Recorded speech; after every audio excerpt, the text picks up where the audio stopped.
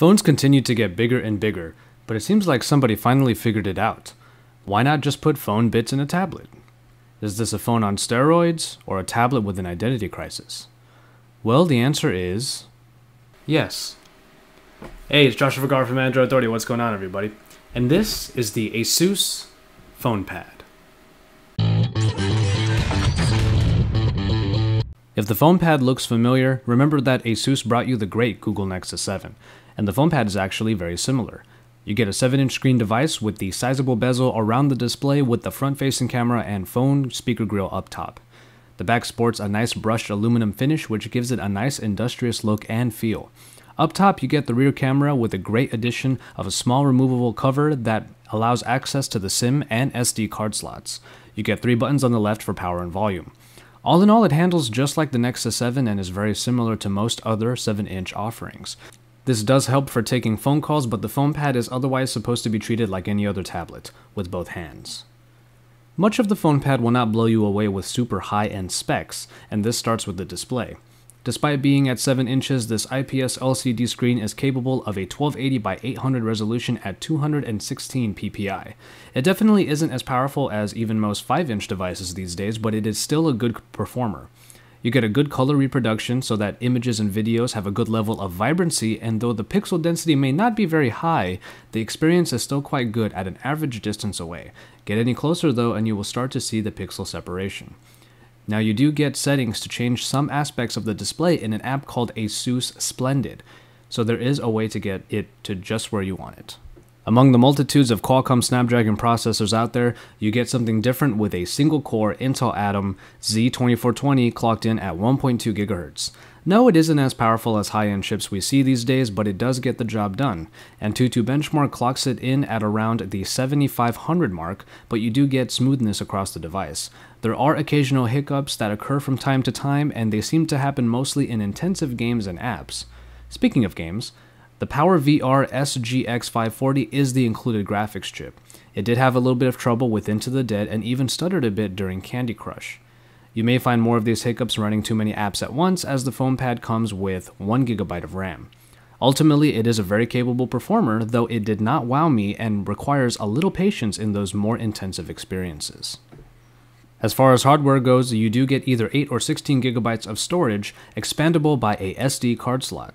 Otherwise, the usual bevy of connections are available: GPS, Wi-Fi, Bluetooth, though NFC is absent.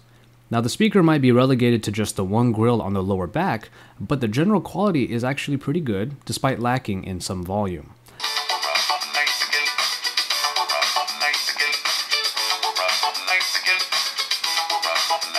An Audio Wizard app does cater the sound to different types and does well to enhance the sound accordingly. But the biggest story here obviously is the phone side. Underneath the cover you can pop in your GSM SIM card and use this tablet just like any of your phones.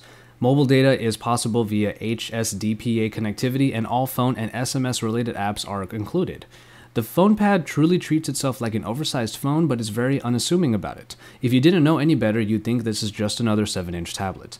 The call and texting capabilities are just like any phone, and the phone speaker is adequately loud and clear.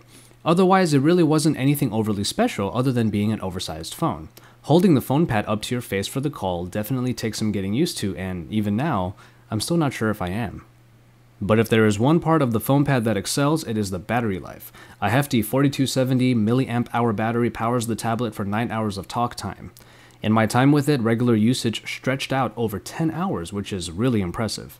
And with the great standby time, you might be able to go up to 2 whole days of regular use before actually needing a charge. Power saving options will help you get even more out of the FonePad. It probably is the longest lasting phone I've ever used, but of course, the size of the tablet and the battery inside are obvious reasons why. The camera is perhaps the most underwhelming part of the FonePad. 3 megapixels are all you get in the rear camera, and the picture quality definitely doesn't compare to most smartphone cameras. Even under indoor lighting, white color still got washed out, there was a fair level of grain throughout, and details were definitely not captured adequately. Daylight shots fared better, but are still below average quality.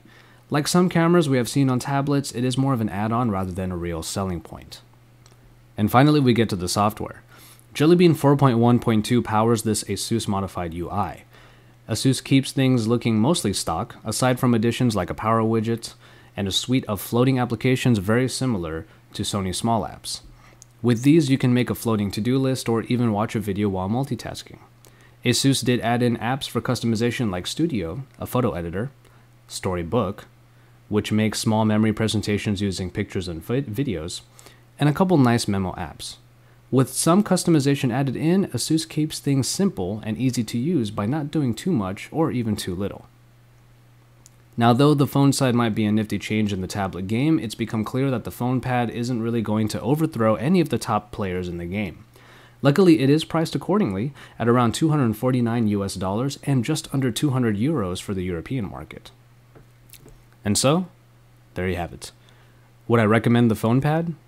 It's not for everyone, that's for sure. This is because most people probably already have a capable smartphone, and unless you are okay with swapping the SIM card back and forth between it and ASUS's hybrid tablet, you'd have to shell out more for an extra off-contract plan. I actually thought it was cool to use the FonePad like any other tablet, and then when a call came in, I could just answer it. But I also knew that as their singular device, most people might find it cumbersome and even maybe just a little bit weird. If you aren't one of those people though, the FonePad just might fulfill a need you've been waiting for. And in the end, the ASUS FonePad is less of a great oversized phone and more like a very nice 3G tablet that happens to be capable of making and taking calls. Remember to stay tuned to Android Authority's YouTube channel for all the action, and then head over to androidauthority.com because we are your source for all things Android.